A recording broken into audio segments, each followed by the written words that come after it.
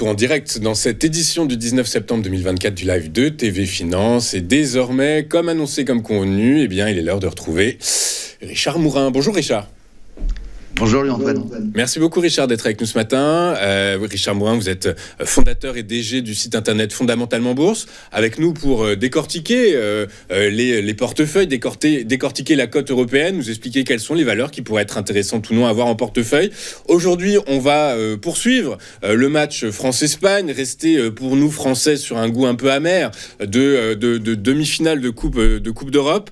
Et sans dévoiler rien à personne, j'ai l'impression qu'on prend un peu notre revanche quand même.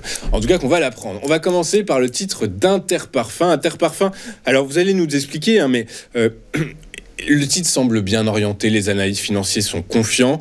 Il faut peut-être s'attendre à quelques petits décalages sur l'exercice 2024, mais globalement, la tendance de long terme est plutôt bonne. Ouais, je trouve que Interparfums, c'est un peu la belle petite entreprise française qu'on a oubliée un petit peu dans les marchés depuis un certain temps. C'est une entreprise qui est assez jeune. Elle a été créée en 1982 par les deux hommes que vous voyez en photo. C'est Philippe Bénassin et Jean Madar. Et ils ont, je dirais pas qu'ils ont inventé, mais ils ont créé un principe assez simple. C'était de dire je suis un industriel, je suis un marketeur de produits de parfum, mais je vais pas fonctionner avec ma marque personnelle. Je vais le faire pour des marques diverses, et ils ont proposé, je dirais, l'ensemble de leurs compétences à énormément de marques de luxe pour pouvoir leur permettre d'avoir dans leur magasin des parfums à leur nom. Et le premier partenariat d'ampleur qui s'est mis en place avec Interparfums, ça a été les Anglais de Burberry qui ont lancé un petit peu cette idée en 1993 avec eux, et ça a été un succès phénoménal. C'est une success story à la française, où aujourd'hui une grande partie des marques du groupe Richemont sont dans le portefeuille de Interparfums, avec Van Cleef, avec Montblanc, mais il y a aussi Lagerfeld, et puis un tas de marques très connues dans le luxe, où le parfum que vous achetez, c'est Interparfums qui le fabrique, qui le market, qui le pense, qui le conçoit. Et ça, c'est le business model, je dirais, parfait, parce que Interparfums, je dirais, a un nombre de marques énorme et ne dépend pas d'un groupe ou d'une marque particulière. Et c'est ça qui fait sa résilience et qui fait que c'est une success story, je dirais, on le voit dans le graphique. On a multiplié à peu près par 10 sur les 15 dernières années. Et j'ai envie de vous dire que pour le moment, je ne vois pas pourquoi Interparfums deviendrait un vilain petit canard de la cote, parce que c'est une superbe entreprise qui progresse tout le temps. Et on va faire quelques métriques, si vous voulez, pour voir un petit peu où on en est rendu. Mais sincèrement, pour moi, Interparfums, c'est une belle société française. Une belle société française.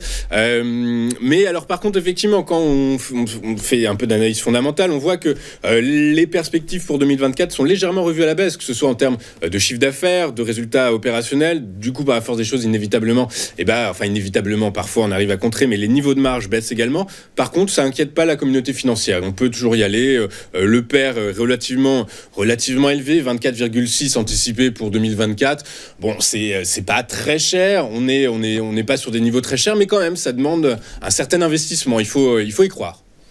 À vrai dire, tant que graphiquement, j'ai envie de dire, sur le graphique mensuel que je vous ai présenté juste avant, on est au-dessus de cette oblique long terme, où on en est tout proche en termes de prix.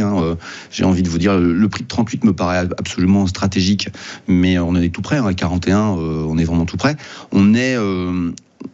On a peut-être, à mon avis, selon ce que vous venez de dire, que ça a été pricé, on a pricé ce petit coup de mou sur les marges, sur le développement.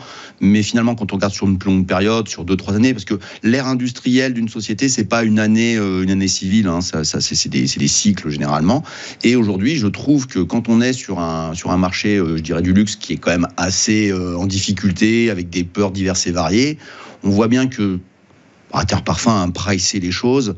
On est à un niveau de prix intéressant. Je vois que ils sont pas spécialement positifs, mais ils sont pas spécialement négatifs, nos analystes. On a une progression de chiffre d'affaires qui est prévue à peu près de 10% tous les ans jusqu'à 2025. On a une marge d'exploitation qui ne progresse pas, mais qui ne baisserait pas. Donc ils arrivent à tenir leur prix. On est quand même sur une société intéressante, avec, qui, vous le disiez, un PER qui est plutôt modéré. Historiquement, je dirais que Interparfums, c'est son prix bas. On peut exagérer plus haut, donc je dirais que c'est ce qu'on appelle le risk-reward. Moi, je le trouve super intéressant sur la zone des 38 €. Et puis, on a une résistance technique qu'on aperçoit dans dans le graphe hebdomadaire que vous avez en ce moment à l'écran, on voit qu'à 49, ça peut se batailler, mais bon, celui qui achèterait autour de 38 et si ça montait à 49, j'ai envie de vous dire, il aurait déjà une belle plus-value dans son portefeuille et il pourrait regarder sereinement les évolutions de la société. Donc c'est un dossier à observer sur lequel je trouve qu'on l'oublie beaucoup trop. C'est pas une très grande société à 800 millions d'euros de chiffre d'affaires, mais elle va vers le milliard et c'est une mid française que je trouve très intéressante.